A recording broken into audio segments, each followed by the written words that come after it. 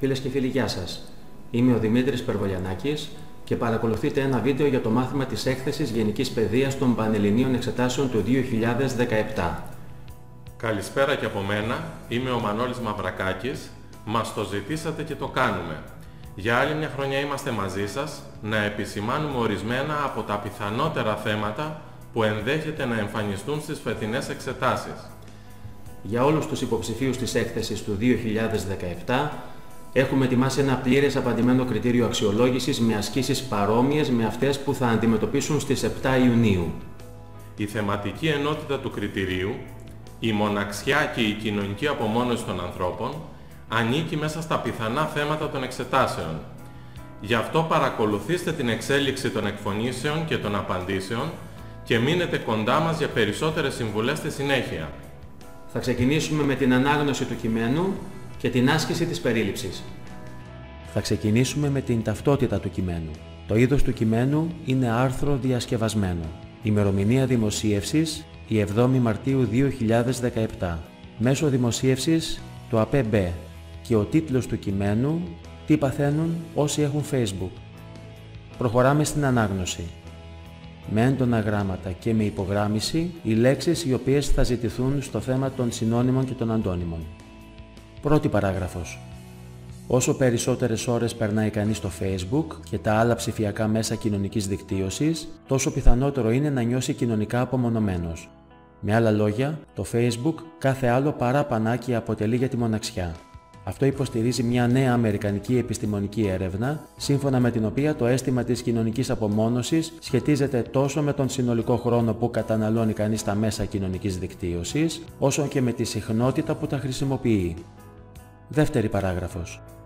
Οι ερευνητές της Ιατρικής Σχολής του Πανεπιστημίου του Πίτσμπεργκ, με επικεφαλής τον καθηγητή Brian Primack, που έκαναν τη σχετική δημοσίευση στο αμερικανικό περιοδικό Προληπτικής Ιατρικής, ανέλυσαν στοιχεία για σχεδόν 1.800 άτομα ηλικίας 19 έως 32 ετών. Μέσω ερωτηματολογίων διερευνήθηκε ο χρόνος που οι χρήστες αφιέρωναν στα δημοφιλή μέσα δικτύωσης, Facebook, YouTube, Twitter, Google, Instagram και άλλα. Στη συνέχεια, μέσω ενός ψυχολογικού τεστ αξιολογήθηκε ο βαθμός κοινωνικής απομόνωσης που ένιωθε κάθε χρήστης. Τρίτη παράγραφος. Διαπιστώθηκε ότι όσοι αφιέρωναν πάνω από 2 ώρες την ημέρα στα κοινωνικά δίκτυα είχαν διπλάσια πιθανότητα να νιώθουν κοινωνική απομόνωση συγκριτικά με όσους δεν παρέμεναν στα ίδια δίκτυα περισσότερο από μισή ώρα καθημερινά. Επίσης, όσοι επισκέπτονταν τις πλατφόρμες δικτύωσης πάνω από 58 φορές την εβδομάδα, τουλάχιστον 8 φορές τη μέρα κατά μέσο όρο, είχαν τριπλάσια πιθανότητα να νιώθουν κοινωνικά απομονωμένοι σε σχέση με όσους έκαναν λιγότερες από 9 επισκέψεις την εβδομάδα. Τέταρτη παράγραφος. Δεν γνωρίζουμε με σιγουριά ποιο έρχεται πρώτο, η χρήση των κοινωνικών μέσων ή το αίσθημα κοινωνικής απομόνωσης. Είναι πιθανό ότι ορισμένοι άνθρωποι που ήδη νιώθουν κοινωνική απομόνωση στρέφονται στα κοινωνικά μέσα. Ή αντίστροφα, μπορεί η αυξημένη χρήση των κοινωνικών μέσων με κάποιο τρόπο να οδηγεί κάποιον να νιώθει απομονωμένος από τον κόσμο. Μπορεί ακόμη να πρόκειται για έναν συνδυασμό και των δύο. Όμως, ακόμα και αν η κοινωνική απομόνωση ήλθε πρώτη, δεν φαίνεται να λύθηκε το πρόβλημα παρά τις τόσες ώρες ενασχόλησης με τα ψηφιακά κοινωνικά μέσα, δήλωσε η Elizabeth Miller, επικεφαλής του Τμήματος Εφηβικής Ιατρικής του Νοσοκομείου Παιδών του Πίτσμπεργκ. Πέμπτη παράγραφος. Μολονότι φαίνεται πως τα κοινωνικά μέσα παρέχουν τις ευκαιρίες για να γεμίσουν το κοινωνικό κενό της σύγχρονης ζωής και να μας φέρουν πιο κοντά, τελικά, όπως δείχνει η μελέτη, μάλλον αυτή δεν είναι η λύση που οι άνθρωποι προσδοκούν, πρόστασε ο Πρίμακ.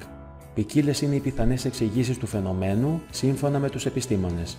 Μπορεί η χρήση των κοινωνικών μέσων να αντικαθιστά τις πιο αυθεντικές και πρόσωπο με πρόσωπο εμπειρίες, ή μπορεί κάποιος να ζηλεύει που βλέπει στα κοινωνικά μέσα γεγονότα στα οποία ο ίδιος δεν συμμετείχε ή δεν προσκλήθηκε.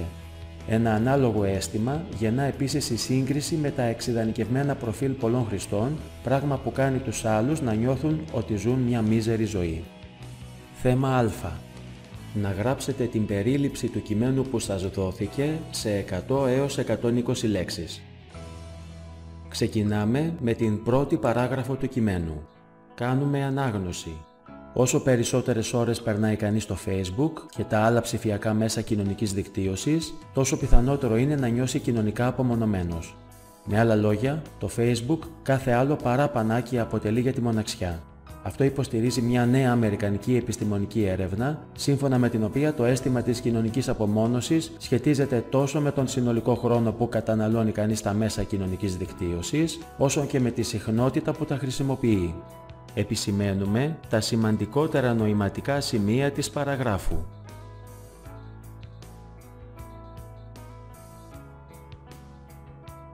Δημιουργούμε μια περίοδο κειμένου με τα σημαντικότερα νοηματικά σημεία της παραγράφου. Η χρήση των μέσων δικτύωσης κάνει τον άνθρωπο να νιώθει περισσότερο απομονωμένος σύμφωνα με επιστημονική έρευνα. Προχωράμε στη δεύτερη παράγραφο του κειμένου. Κάνουμε ανάγνωση.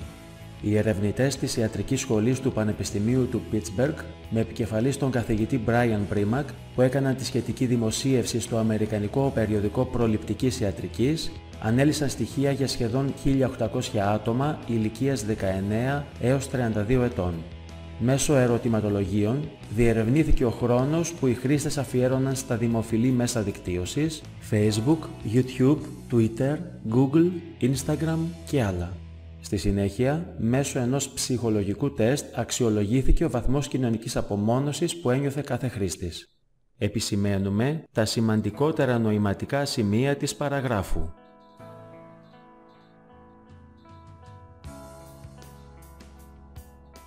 Δημιουργούμε μια περίοδο κειμένου με τα σημαντικότερα νοηματικά σημεία της παραγράφου. Η έρευνα του Πανεπιστημίου του Pittsburgh αναζήτησε τη σχέση του χρόνου χρήσης των μέσων και του αισθήματος απομόνωσης των χρηστών. Προχωράμε στην τρίτη παράγραφο του κειμένου. Κάνουμε ανάγνωση. Διαπιστώθηκε ότι όσοι αφιέρωναν πάνω από 2 ώρες την ημέρα στα κοινωνικά δίκτυα είχαν διπλάσια πιθανότητα να νιώθουν κοινωνική απομόνωση συγκριτικά με όσους δεν παρέμεναν στα ίδια δίκτυα περισσότερο από μισή ώρα καθημερινά. Επίσης, όσοι επισκέπτονταν τις πλατφόρμες δικτύωσης πάνω από 58 φορές την εβδομάδα, τουλάχιστον 8 φορές τη μέρα κατά μέσο όρο, είχαν τριπλάσια πιθανότητα να νιώθουν κοινωνικά απομονωμένοι σε σχέση με όσους έκαναν λιγότερες από 9 επισκέψεις την εβδομάδα. Επισημαίνουμε τα σημαντικότερα νοηματικά σημεία της παραγράφου.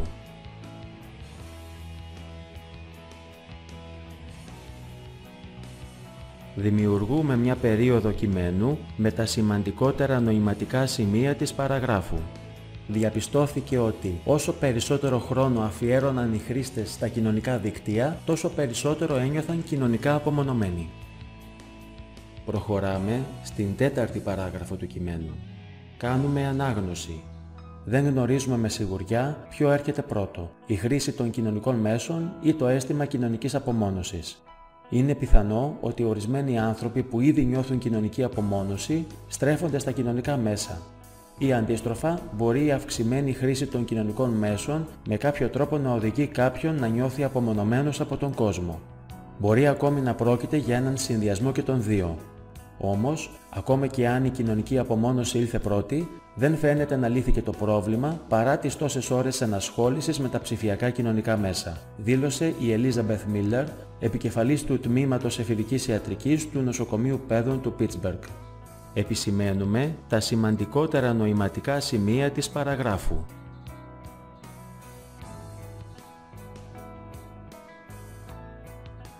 Δημιουργούμε μια περίοδο κειμένου με τα σημαντικότερα νοηματικά σημεία της παραγράφου. Μια από τις επικεφαλής της έρευνας δήλωσε ότι δεν μπορεί να εξακριβωθεί αν προηγείται η χρήση των μέσων ή το αίσθημα της απομόνωσης, αλλά ακόμα και αν προηγήθηκε η απομόνωση, η κοινωνική δικτύωση δεν έλυσε το πρόβλημα. Προχωράμε στην πέμπτη παράγραφο του κειμένου. Κάνουμε ανάγνωση. Μολονότι φαίνεται πως τα κοινωνικά μέσα παρέχουν τις ευκαιρίες για να γεμίσουν το κοινωνικό κενό της σύγχρονης ζωής και να μας φέρουν πιο κοντά, τελικά, όπως δείχνει η μελέτη, μάλλον αυτή δεν είναι η λύση που οι άνθρωποι προσδοκούν, πρόσθεσε ο Primack. Ποικίλες είναι οι πιθανές εξηγήσεις του φαινομένου, σύμφωνα με τους επιστήμονες. Μπορεί η χρήση των κοινωνικών μέσων να αντικαθιστά τις πιο αυθεντικές και πρόσωπο με πρόσωπο εμπειρίες, ή μπορεί κάποιος να ζηλεύει που βλέπει στα κοινωνικά μέσα γεγονότα στα οποία ο ίδιος δεν συμμετείχε ή δεν προσκλήθηκε. Ένα ανάλογο αίσθημα γεννά επίσης η σύγκριση με τα εξειδανικευμένα προφίλ πολλών χρηστών, πράγμα που κάνει τους άλλους να νιώθουν ότι ζουν μια μίζερη ζωή. Επισημαίνουμε τα σημαντικότερα νοηματικά σημεία της παραγράφου.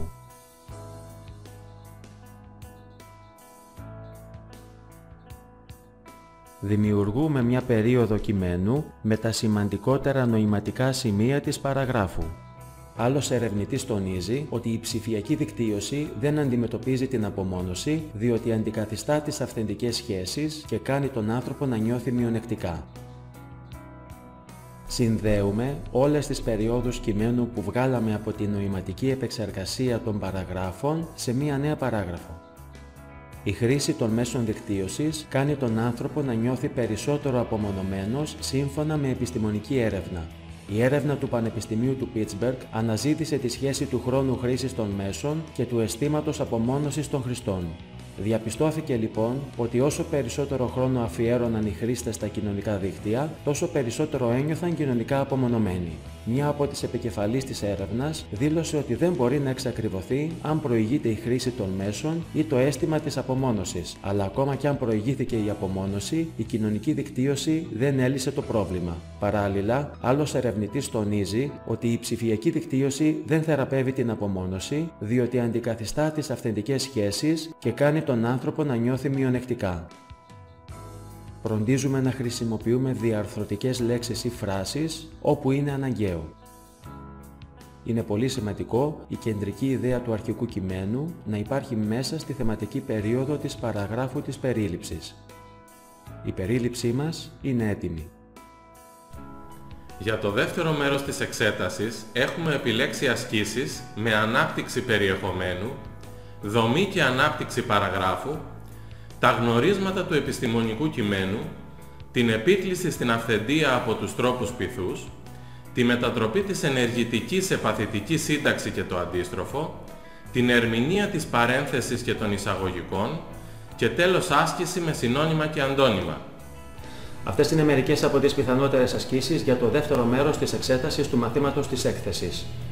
Σε αυτές οφείλουμε να επισημάνουμε ακόμα ως πιθανές να εμφανιστούν τη μεταφορική χρήση της γλώσσας, τη χρήση των επιχειρημάτων και των τεκμηρίων, το θέμα της συνοχής και της συνεκτικότητας του κειμένου με τις διαρθρωτικές λέξεις και φράσεις, την ερμηνεία της διπλής παύλας και του ερωτηματικού και γενικά όλων των σημειοστίξης, τη δημιουργία περιόδων από λέξεις, τη συλλογιστική πορεία παραγράφου, τη λειτουργία όλων των ρηματικών προσώπων, τα γνωρίσματα του στοχαστικού, του αποδεικτικού δοκιμίου και του άρθρου. Αυτές είναι οι πιο πιθανές υποψήφιες ασκήσεις για το δεύτερο μέρος της εξέτασης του μαθήματος. Να διαπιστώσουμε ότι η άσκηση του σωστού λάθους είναι πιθανότερο να εμφανιστεί στη θέση της άσκησης της ανάπτυξης περιεχομένου.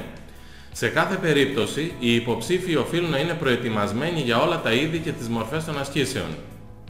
Συνεχίζουμε με το δεύτερο μέρος του απαντημένου κριτηρίου. Ξανά μαζί σας σε λίγο. Θέμα Β1. Να αναπτύξετε σε μια παράγραφο 90 έως 110 λέξεων το περιεχόμενο του αποσπάσματος που ακολουθεί. Μολονότι φαίνεται πως τα κοινωνικά μέσα παρέχουν τις ευκαιρίες για να γεμίσουν το κοινωνικό κενό της σύγχρονης ζωής και να μας φέρουν πιο κοντά, τελικά μάλλον αυτή δεν είναι η λύση που οι άνθρωποι προσδοκούν. Σε αυτό το θέμα είναι πολύ σημαντικό να επισημάνουμε εξ αρχής τα νοηματικά κέντρα του χωρίου το οποίο πρέπει να αναπτύξουμε. Όλα τα νοηματικά κέντρα του χωρίου πρέπει να αναπτυχθούν μέσα στα σχόλια της παραγράφου που θα δημιουργήσουμε. Τα μέσα κοινωνικής δικτύωσης αποτελούν μια πραγματικότητα που υπόσχεται να καλύψει την ανάγκη της επικοινωνίας. Με την ευκολία στη χρήση, την ποικιλία των δυνατοτήτων και την αμεσότητά τους, προσφέρουν λύσεις που κάνουν τον χρήστη να νιώθει ενταγμένο στη μεγάλη ψηφιακή κοινότητα. Όμως, από την άλλη, τα μέσα δικτύωσης κατηγορούνται ότι οδηγούν στην απώλεια της προσωπικής επαφής και την αποπροσωποποίηση των σχέσεων. Με την πάροδο του χρόνου, ο άνθρωπος, ολοένα και περισσότερο, επικοινωνεί ψηφιακά με τα αγαπημένα του πρόσωπα. Αλλά όσο η συνήθεια αυτή εμπεδώνεται στη συνείδηση, τόσο περισσότερο ο άλλος άνθρωπος χάνει την υπόστασή του και αντιμετωπίζεται σαν ένα ακόμα ψηφιακό προφίλ. Προσέχουμε ώστε η παράγραφος που δημιουργούμε να ακολουθεί τους κανόνες της τυπικής δομής των παραγράφων, δηλαδή να έχει ξεκάθαρη θεματική περίοδο και σχόλια τα οποία αναπτύσσουν αυτή τη θεματική περίοδο.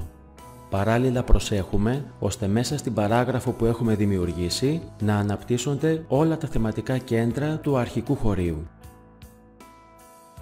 Θέμα Β2. Α. Με ποιον τρόπο αναπτύσσεται η τελευταία παράγραφος του κειμένου, μολονότι φαίνεται έως ότι ζουν μια μίζερη ζωή. Β. Να εντοπίσετε τα δομικά μέρη της ίδιας παραγράφου του κειμένου. Παρατηρούμε ότι το συγκεκριμένο θέμα αποτελείται από δύο ζητούμενα, το πρώτο και το δεύτερο. Κάθε ζητούμενο πρέπει να απαντηθεί ξεχωριστά και ξεκάθαρα. Πηγαίνουμε στην πέμπτη παράγραφο του κειμένου. Επισημαίνουμε το νοηματικό κέντρο, δηλαδή την κεντρική ιδέα της παραγράφου. Όπως φαίνεται από τη φράση «πιθανές εξηγήσεις του φαινομένου», η κύρια ιδέα της παραγράφου αναπτύσσεται με αιτιολόγηση. Εδώ έχουμε την πρώτη αιτιολόγηση, εδώ είναι η δεύτερη αιτιολόγηση, εδώ έχουμε την τρίτη αιτιολόγηση. Όσον αφορά την δομή της παραγράφου, επισημαίνουμε τη θεματική περίοδο που έχει την κεντρική ιδέα, επισημαίνουμε και τα σχόλια. Πάμε να δούμε τώρα με ποιο τρόπο θα γράψουμε την απάντηση στο εξεταστικό μας τετράδιο. Η τελευταία παράγραφος του κειμένου αναπτύσσεται με τη μέθοδο της αιτιολόγησης. Ο συντάκτης του άρθρου παρουσιάζει πρώτα τη βασική θέση της παραγράφου, ότι δηλαδή τα κοινωνικά μέσα παρέχουν στους ανθρώπους τις ευκαιρίες να γεμίσουν το κοινωνικό τους κενό, αλλά δεν αποτελούν τη λύση που οι άνθρωποι περιμένουν. Στη συνέχεια, αυτή η άποψη επιχειρείται να αιτιολογηθεί με τρεις ερμηνείες. Μπορεί η χρήση των κοινωνικών μέσων να αντικαθιστά τις πιο αυθεντικές και πρόσωπο με πρόσωπο εμπειρίες. Μπορεί κάποιος να ζηλεύει που βλέπει στα κοινωνικά μέσα γεγονότα στα οποία ο ίδιος δεν συμμετείχε ή δεν προσκλήθηκε. Ένα ανάλογο αίσθημα γεννά επίσης η σύγκριση με τα εξειδανικευμένα προφίλ πολλών χρηστών, πράγμα που κάνει τους άλλους να νιώθουν ότι ζουν μια μίζερη ζωή. Η φράση «πιθανές εξηγήσεις του φαινομένου» βοηθά να αναγνωρίσουμε τον τρόπο της ανάπτυξης της παραγράφου. Η δομή της παραγράφου είναι η ακόλουθη. Θεματική περίοδος. Μολονότι φαίνεται έως πρόσθεση ο πρίμακ, σχόλια ή λεπτομέρειες. Ποικίλες είναι έως ζουν μια μίζερη ζωή, κατακλείδα δεν υπάρχει. Θέμα Β3. Να επισημάνετε στο κείμενο που σας δόθηκε 6 γνωρίσματα επιστημονικού λόγου.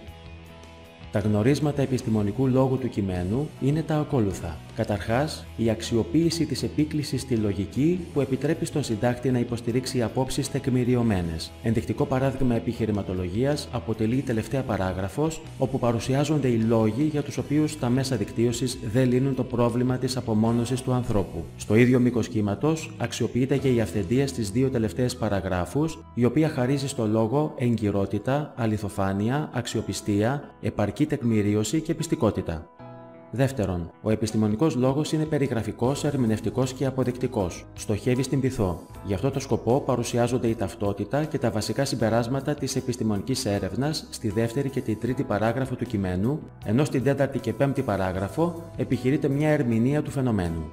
Τρίτον, ο λόγος του επιστημονικού κειμένου είναι αναφορικός, κυριολεκτικός, απρόσωπος, αντικειμενικός, αλλά καθόλου συναισθηματικός. Το κείμενο που μας δόθηκε αντιπροσωπεύει απόλυτα και αυτό το γνώρισμα. Τέταρτον, εκφραστικά το κείμενο διαθέτει σαφήνεια και ακρίβεια που αποτελούν αναγκαία ζητούμενα στον επιστημονικό λόγο. Μάλιστα, ο συντάκτης αξιοποιεί με ιδιαίτερη προσοχή λέξεις ή φράσεις που ενισχύουν τη σαφήνεια και τη λογική και ξεκάθαρη ροή των νοημάτων, όπως, με άλλα λόγια, στη συνέχεια, επίσης, αντίστροφα, ακόμη, όμως, τελικά, μάλλον.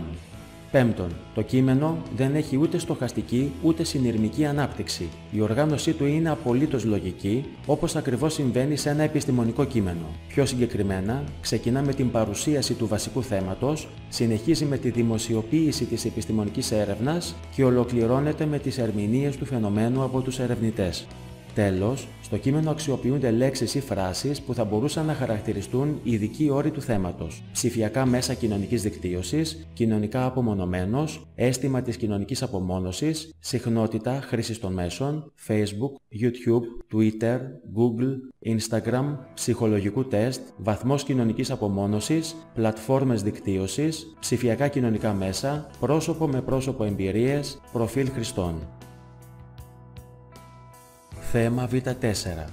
Ο συγγραφέας χρησιμοποιεί ως τρόπο πειθούς και την επίκληση στην αυθεντία. Να εντοπίσετε 2 περιπτώσεις του συγκεκριμένου τρόπου πειθούς στο κείμενο που σας δόθηκε και να ερμηνεύσετε τη χρήση τους. Περιπτώσεις αξιοποίησης της αυθεντίας μέσα στο κείμενο υπάρχουν στις 2 τελευταίες παραγράφους. Πιο συγκεκριμένα, στην πρώτη τελευταία παράγραφο αξιοποιείται η άποψη της Elizabeth Miller, επικεφαλής του Τμήματος Εφηβικής Ιατρικής του Νοσοκομείου Παιδών του Pittsburgh, για τη σχέση κοινωνικών μέσων δικτύωσης και αισθήματος απομόνωσης, δεν γνωρίζουμε με σιγουριά, έως ψηφιακά κοινωνικά μέσα. Στην τελευταία παράγραφο παρουσιάζεται η άποψη του καθηγητή Brian Primack, ενός εκ των ερευνητών της ιατρικής σχολής του ίδιου Πανεπιστημίου, που υποστηρίζει ότι τα μέσα δικτύωσης δεν δίνουν λύση στο πρόβλημα της απομόνωσης του σύγχρονου ανθρώπου, μολονότι φαίνεται έως δεν είναι η λύση που οι άνθρωποι προσδοκούν. Σε ένα κείμενο με επιστημονικό θέμα, όπως αυτό που μας έχει δοθεί, η αξιοποίηση της αυθεντίας προσδίδει εγκυρότητα, αληθοφάνεια, αξιοπιστία, επαρκή τεκμηρίωση και πιστικότητα. Θέμα Β5.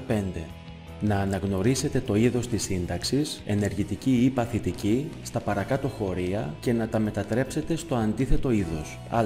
Αυτό υποστηρίζει μια νέα αμερικανική επιστημονική έρευνα. Β. Μέσω ερωτηματολογίων διερευνήθηκε ο χρόνος από τους επιστήμονες. Ξεκινάμε με την πρώτη περίοδο. Αυτό υποστηρίζει μια νέα αμερικανική επιστημονική έρευνα. Είναι ενεργητική σύνταξη και θα μετατραπεί σε παθητική. Το αντικείμενο της ενεργητικής σύνταξης στην παθητική θα γίνει υποκείμενο σε πτώση ονομαστική. Το ρήμα της ενεργητικής σύνταξης στην παθητική γίνεται παθητικό, ίδιας έγκλησης και ίδιου χρόνου και προσαρμόζεται ως προς το πρόσωπο με το νέο υποκείμενο. Το υποκείμενο της ενεργητικής σύνταξης στην παθητική σύνταξη θα γίνει ποιητικό αίτιο. Προχωράμε στη δεύτερη περίοδο. Μέσω ερωτηματολογίων διερευνήθηκε ο χρόνος από τους επιστήμονες. Είναι μια παθητική σύνταξη που θα μετατραπεί σε ενεργητική. Το ποιητικό αίτιο της παθητικής σύνταξης στην ενεργητική σύνταξη μετατρέπεται σε υποκείμενο σε πτώση ονομαστική.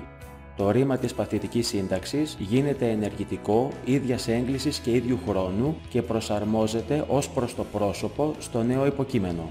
Το υποκείμενο της παθητικής σύνταξης στην ενεργητική σύνταξη γίνεται αντικείμενο σε πτώση αιτιατική. Πάμε να δούμε πώς θα γράψουμε την απάντησή μας στο εξεταστικό μας τετράδιο. Α. Αυτό υποστηρίζει μια νέα αμερικανική επιστημονική έρευνα. Η σύνταξη του χωρίου είναι ενεργητική, στην παθητική σύνταξη μετατρέπεται ως εξής. Αυτό υποστηρίζεται από μια νέα αμερικανική επιστημονική έρευνα. Β. Μέσω ερωτηματολογίων διερευνήθηκε ο χρόνος από τους επιστήμονες. Η σύνταξη του χωρίου είναι παθητική, στην ενεργητική σύνταξη μετατρέπεται ως εξής. Μέσω ερωτηματολογίων οι επιστήμονες διερεύνησαν το χρόνο. Θέμα Β6. Να αιτιολογήσετε τη χρήση των παρενθέσεων της δεύτερης, οι ερευνητές της ιατρικής σχολής έως που ένιωθε κάθε χρήστης, και της τρίτης παραγράφου διαπιστώθηκε ότι όσοι έως 9 επισκέψεις την εβδομάδα, καθώς και των εισαγωγικών της τέταρτης παραγράφου δεν γνωρίζουμε με σιγουριά έως του Νοσοκομείου Παιδών του Pittsburgh. Πηγαίνουμε στη δεύτερη παράγραφο. Επισημαίνουμε το σημείο στο οποίο χρησιμοποιείται η παρένθεση. Πηγαίνουμε στην τρίτη παράγραφο. Επισημαίνουμε το σημείο στο οποίο χρησιμοποιείται η παρένθεση.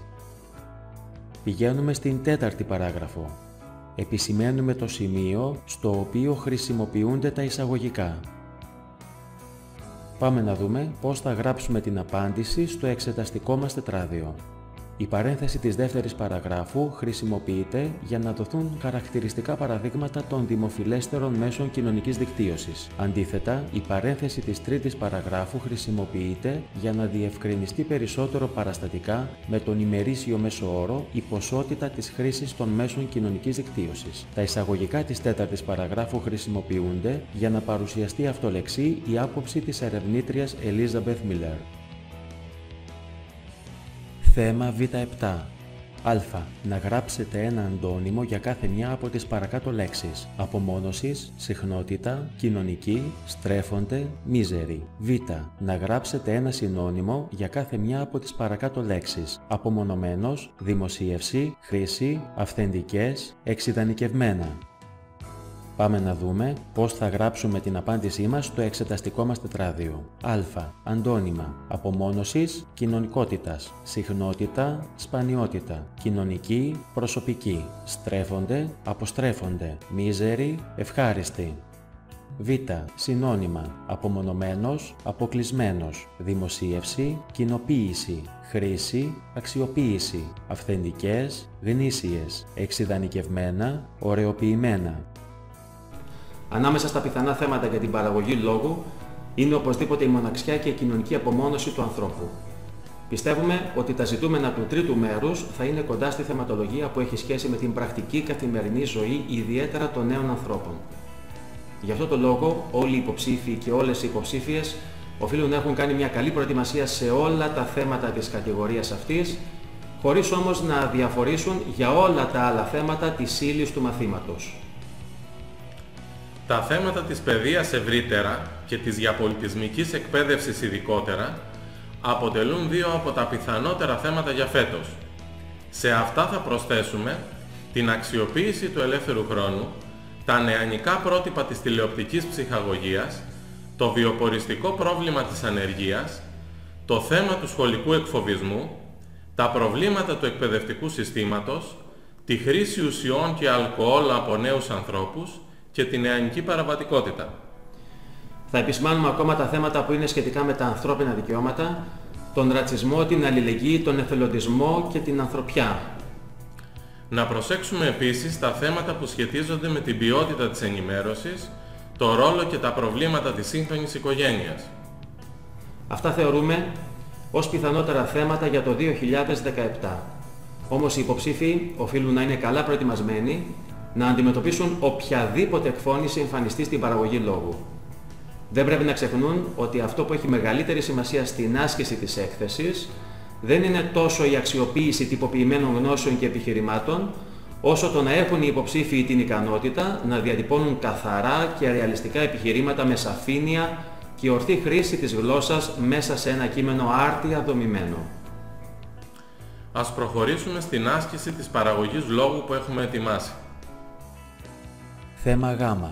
Παρά τις δυνατότητες επικοινωνίας που προσφέρουν σήμερα τα ψηφιακά μέσα κοινωνικής δικτύωσης, ο άνθρωπος εξακολουθεί να βιώνει έντονα τη μοναξιά. Σε άρθρο που θα δημοσιευθεί στη σχολική σας εφημερίδα, να επιχειρήσετε μια ερμηνεία του φαινομένου και να αναφερθείτε στους τρόπους που θα συμβάλλουν στην έξοδο του ανθρώπου από αυτή τη δυσάρεστη κατάσταση. 500 έως 600 λέξεις. Στην παραγωγή λόγου είναι πολύ σημαντικό να κατανοήσουμε τα ζητούμενα της εκφώνησης. Στη δική μας περίπτωση, καλούμαστε να απαντήσουμε στα ακόλουθα ερωτήματα. Πρώτο ζητούμενο. Γιατί ο σημερινός άνθρωπος βιώνει έντονα τη μοναξιά? Δεύτερο ζητούμενο. Πώς μπορεί ο άνθρωπος να βγει από αυτή τη δυσάρεστη κατάσταση? Όσον αφορά το είδος, το κείμενο που θα γράψουμε θα είναι άρθρο που θα δημοσιευτεί σε σχολική εφημερίδα, άρα χρειαζόμαστε τίτλο. Πάμε να δούμε τη βασική δομή που θα έχει το κείμενο που θα γράψουμε. Στον πρόλογο παρουσιάζουμε το θέμα και τα ζητούμενα. Στο κύριο μέρος απαντάμε στα ζητούμενα, με 2 ή 3 παραγράφους για κάθε ζητούμενο. Στον επίλογο ανακεφαλαιώνουμε τα ζητούμενα και κλείνουμε το κείμενο.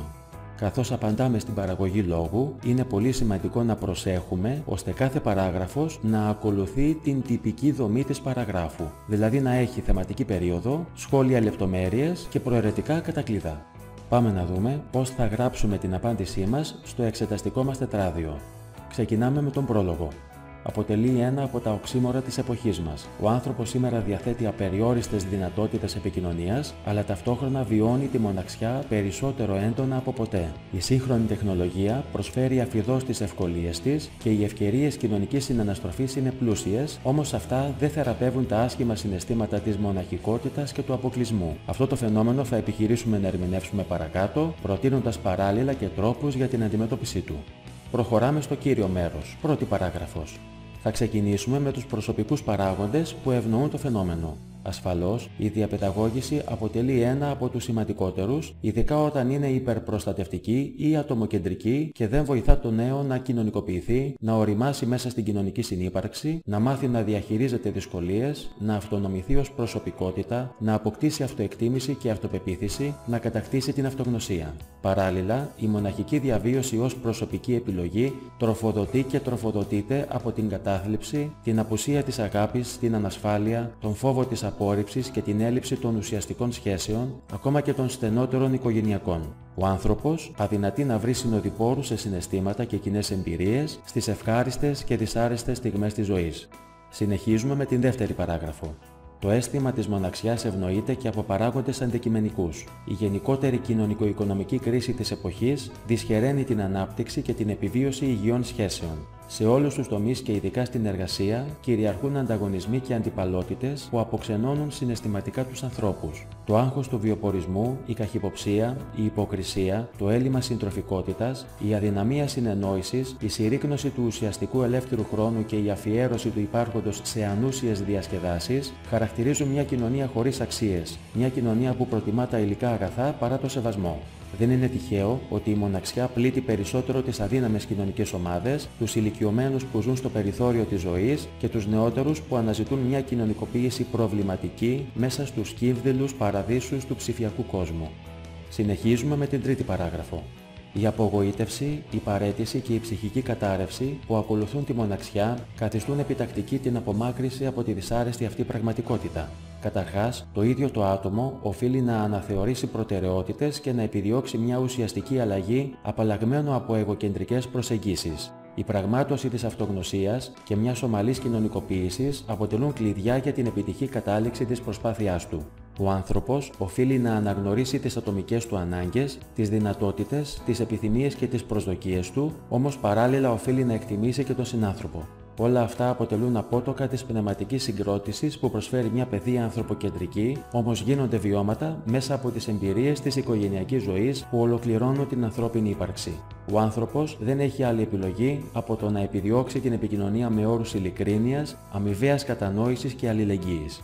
Ολοκληρώνουμε το κύριο μέρος με την τέταρτη παράγραφο.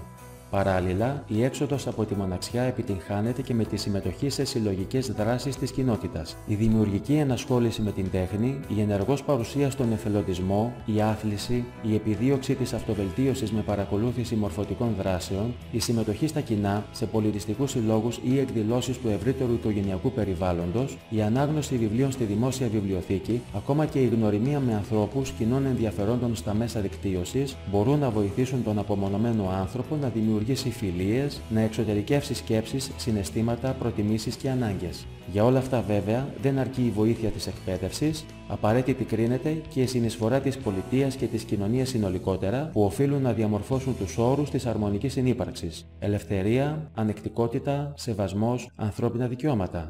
Ολοκληρώνουμε το κείμενο της παραγωγής λόγου με τον επίλογο.